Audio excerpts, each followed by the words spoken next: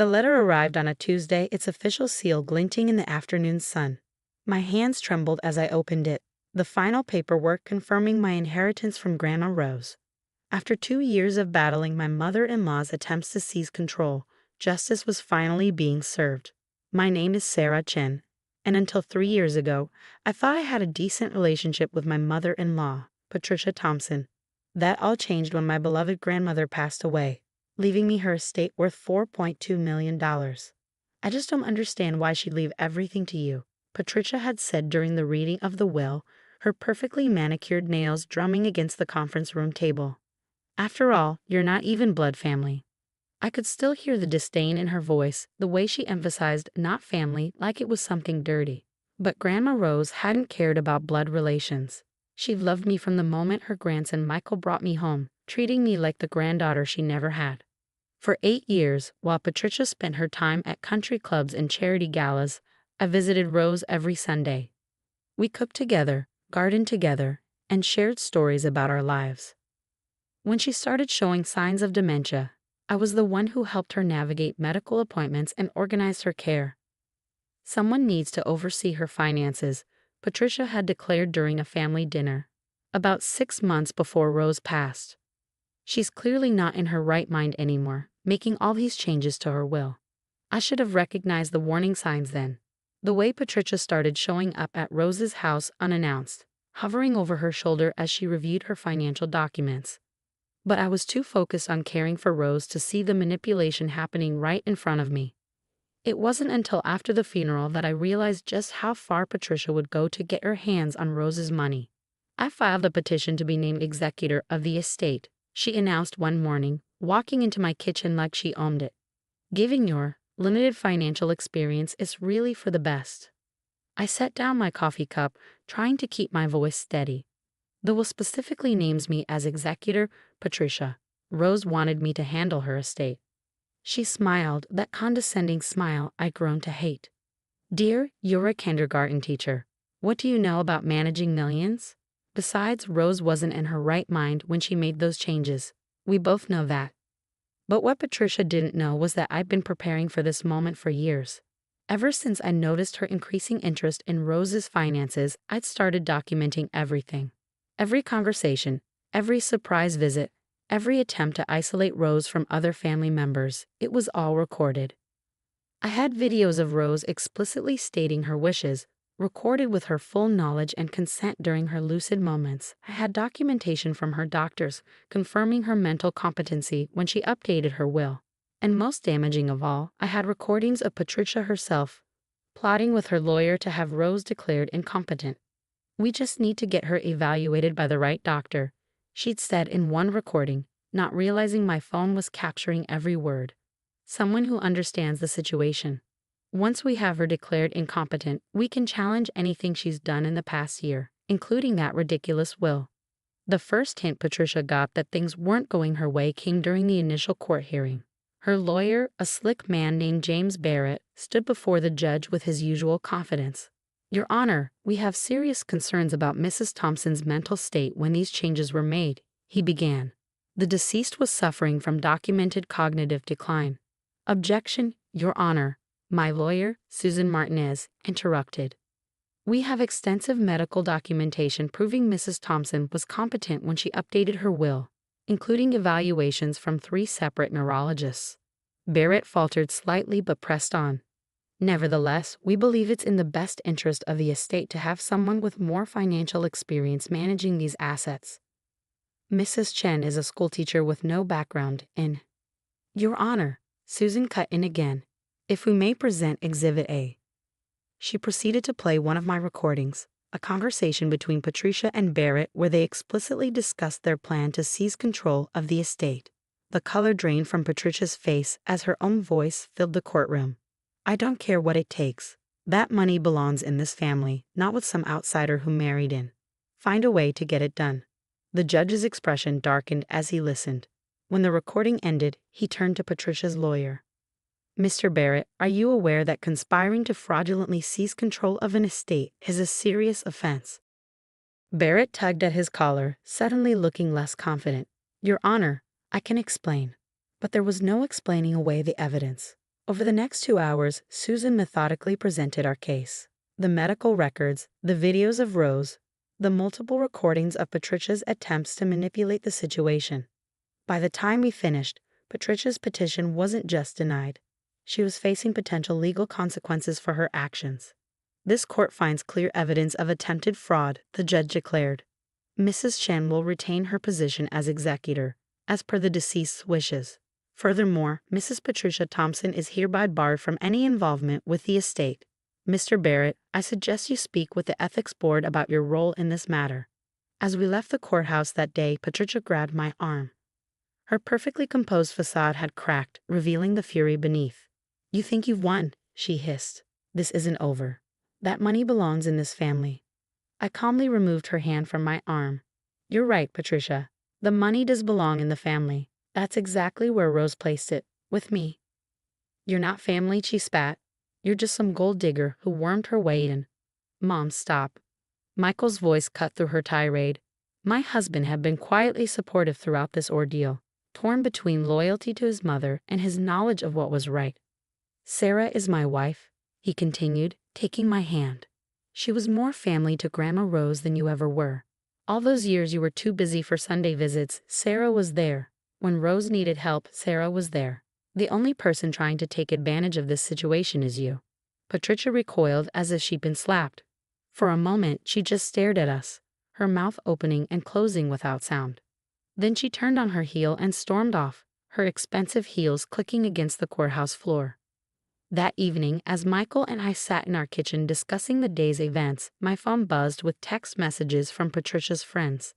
Prominent society women she'd enlisted in her campaign against me. You've made a powerful enemy, one message read. The Thompson family has a long memory. I showed the messages to Michael, who just shook his head. They can't hurt you anymore, he said. We have the truth on our side. But we both knew this wasn't really about truth or justice.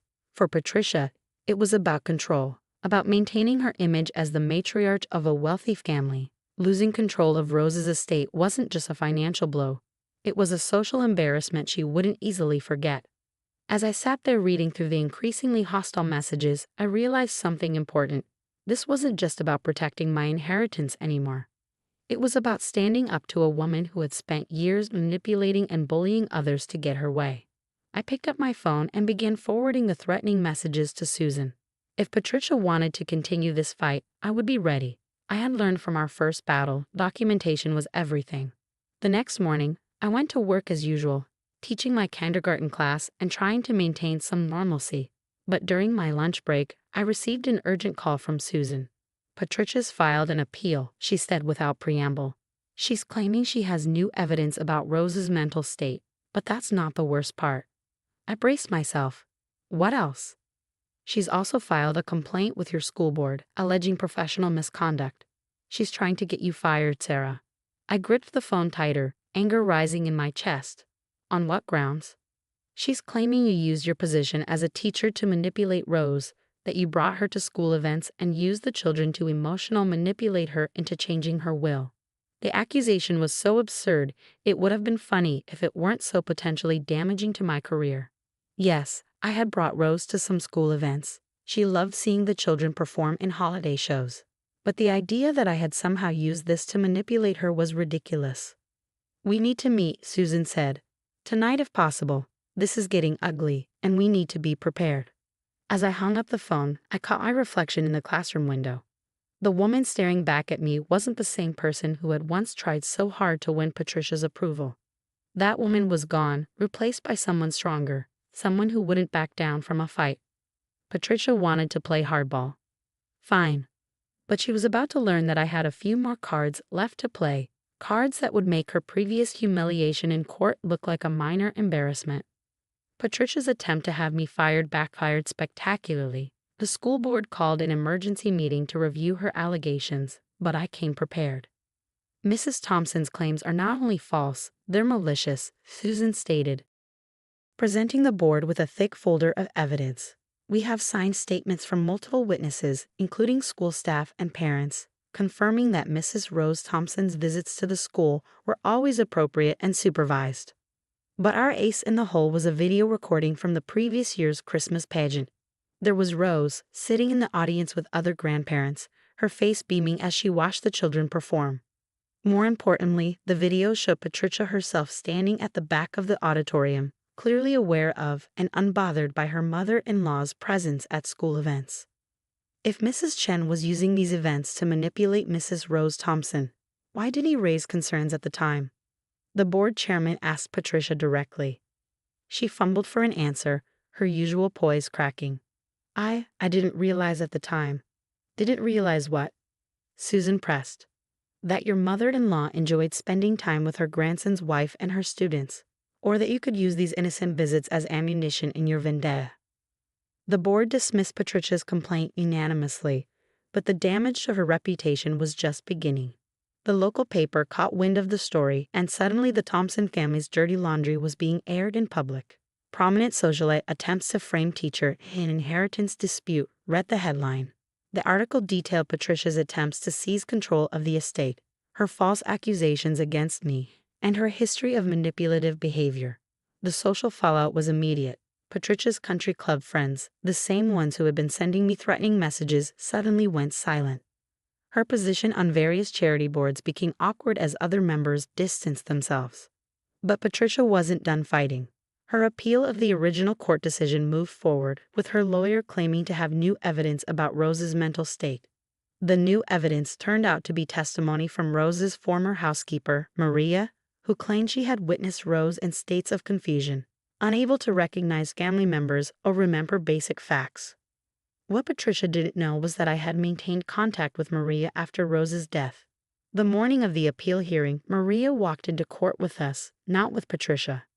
Mrs. Ramirez, Susan began her questioning. Can you tell us about your recent conversation with Mrs. Patricia Thompson? Maria straightened in her seat. She offered me money to lie, she stated firmly.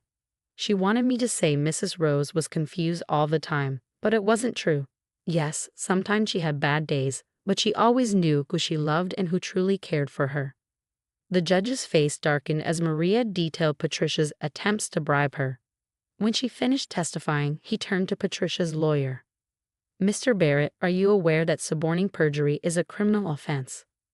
Barrett, looking increasingly uncomfortable, requested a brief recess. When court resumed 20 minutes later, he announced that his client was withdrawing her appeal. But the judge wasn't finished. Mrs. Thompson, he said, his voice stern, this court takes a very dim view of attempting to corrupt the judicial process. You are hereby fined $50,000 for contempt of court, and I am referring this matter to the district attorney's office for possible criminal charges. Patricia sat there, rigid with shock, as the judge continued. Furthermore, you are ordered to pay all legal fees incurred by Mrs. Chen in defending against this frivolous appeal. Should you attempt any further legal action regarding this estate, you will face additional sanctions. As we left the courthouse for the second time, Patricia was surrounded by reporters. The society pages that had once featured her charity work now carried photos of her trying to shield her face from cameras. That evening, as Michael and I sat in our backyard discussing the day's events, his phone rang. It was his sister Catherine, Patricia's daughter, who had remained neutral throughout the conflict. Mom's had a complete meltdown, she reported. She's locked herself in her room and won't talk to anyone. Dad's talking about taking her to a therapist. Michael sighed heavily. Maybe that's not a bad idea. This obsession with controlling Grandma's money. It's destroyed her reputation, her relationships. And for what? Catherine added. The money was never hers to begin with. Grandma Rose knew exactly what she was doing when she left everything to Sarah. After hanging up, Michael turned to me. I'm sorry, he said softly. Sorry for all of this, for not standing up to her sooner. I took his hand. You did stand up to her when it mattered most. And now maybe she'll finally get the help she needs. Over the next few months, we heard through family members that Patricia had indeed started seeing a therapist. The potential criminal charges were dropped after she agreed to make a substantial donation to a local elder care facility. As for the inheritance, I honored Rose's wishes exactly as she had intended. Half of the money went into a trust for education, both for our future children and for scholarships for underprivileged students. The other half was invested in expanding the small community garden Rose had loved, turning it into a thriving urban farm that provided fresh produce to local food banks. One year after our final court battle, I received an unexpected letter. It was from Patricia, written on her therapist's advice as part of her recovery process. Dear Sarah, it began, I owe you an apology. My actions were driven by pride, greed, and a misguided sense of entitlement. I convinced myself that you were the outsider, the threat to our family's legacy. In reality, you were the one truly carrying on Rose's legacy of kindness and generosity. The letter went on for several pages, expressing remorse for her actions and asking for a chance to make amends. It was signed simply, with regret, Patricia. I showed the letter to Michael, who read it carefully. Do you think she means it? He asked. I don't know, I replied honestly, but I'm willing to find out. The following Sunday, exactly 3 years after Rose's passing, we invited Patricia to join us at the community garden. As she walked through the thriving beds of vegetables and flowers, I could see something in her expression shift. Rose would have loved this, she said quietly, touching a blooming rose bush, one of many I had transplanted from her original garden. She always said gardens were for growing people, not just plants. That's why she left everything to me, I said gently, not because she loved me more, but because she trusted me to grow something meaningful from what she left behind. Patricia nodded, tears in her eyes. I understand that now. I just wish I hadn't had to lose so much to learn that lesson. As we walked through the garden together, I thought about Rose and what she would make of all this. She had always said that money was like water. It could either nourish growth or erode foundations, depending on how you used it. Patricia's attempts to seize control of the inheritance had nearly destroyed our family. But in the end, Rose's wisdom had prevailed. The money had done exactly what she intended. It had revealed true characters, tested relationships, and ultimately helped heal old wounds. Today, the community garden stands as a testament to Rose's legacy. Local schoolchildren come for lessons about growing food and caring for the environment. Families gather for community events in the pavilion built in Rose's memory. And yes, Patricia occasionally volunteers, working alongside others to tend the gardens her mother-in-law loved so much. She's different now, humbled by her fall from grace, but perhaps better for it. The perfectly coiffed society matriarch has been replaced by someone more genuine, more willing to get her hands dirty in actual soil rather than family politics. As for me, I continue teaching kindergarten, sharing Rose's love of learning with new generations. The inheritance changed many things in our lives, but it didn't change who I am or what I believe in. Sometimes, when I'm working in the garden, I think I can feel Rose's presence among the flowers she loved so much. I imagine her smiling, satisfied that her legacy grew into something even more beautiful than she planned. And I smile too, knowing that the real inheritance wasn't the money at all. It was the strength to stand up for what's right, the wisdom to use resources for good, and the understanding that true family isn't about blood or money, but about love and trust freely given. Patricia learned that lesson the hard way. But in the end, maybe that's exactly what Rose intended all along.